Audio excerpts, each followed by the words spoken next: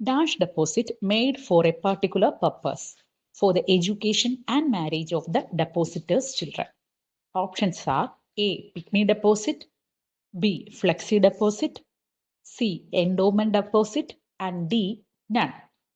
Correct answer is option C ആണ്, endowment deposit. അപ്പോൾ ഏത് ഡെപ്പോസിറ്റ് ആണ് നമ്മൾ ഒരു പ്രത്യേക ഉദ്ദേശത്തിന് വേണ്ടിയിട്ട് നിക്ഷേപിക്കുന്നത്? ആ ഒരു പ്രത്യേക ഉദ്ദേശം എന്ന് പറഞ്ഞാൽ എന്താണ്?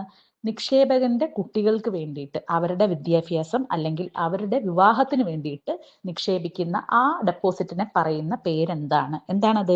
എൻഡോമെന്റ് ഡെപ്പോസിറ്റ് ആണ്. എന്താണ്? Endowment deposit. ഇവിടെ ഓപ്ഷനിൽ പിഗ്മി തന്നിട്ടുണ്ട്, ഫ്ലെക്സിയും തന്നിട്ടുണ്ട്. എന്താണ് പിഗ്മി ഡെപ്പോസിറ്റ് എന്ന് പറയുന്നത്? സ്മോൾ സേവിങ്സ് ഡെപ്പോസിറ്റ് ആണ്. അതായത് ഡെയിലി നമ്മൾ ഡെപ്പോസിറ്റ് ചെയ്യുന്ന ഒരു സ്കീമാണ് ഈ പിഗ്മി ഡെപ്പോസിറ്റ് എന്ന് പറയുന്നത്. ഇപ്പൊ ഡെയിലി വേജസ് ഏണേഴ്സ് അല്ലെങ്കിൽ സ്മോൾ ട്രേഡേഴ്സിനെയൊക്കെ ലക്ഷ്യമാക്കിക്കൊണ്ടുള്ള ഒരു ഡെപ്പോസിറ്റ് ആണ് പിഗ്മി ഡെപ്പോസിറ്റ്.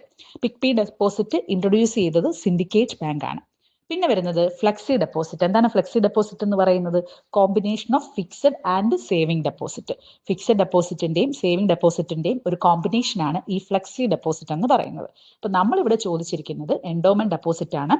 ഈ എൻഡോമെന്റ് ഡെപ്പോസിറ്റിന്റെ പീരീഡ് എന്ന് പറയുന്നത് 10 വർഷത്തേക്ക് നമുക്ക് നിക്ഷേപിക്കാം, അല്ലെങ്കിൽ 20, അല്ലെങ്കിൽ 30, 10, 20 ഇയേഴ്സ് ആണ്. 10, 20, 30 ഇയേഴ്സ് ആണ്.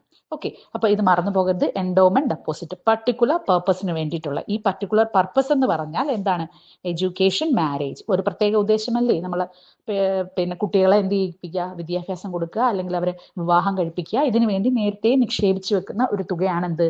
നമ്മുടെ ഈ ഒരു ഡെപ്പോസിറ്റ്, എൻഡോമെന്റ് ഡെപ്പോസിറ്റ്.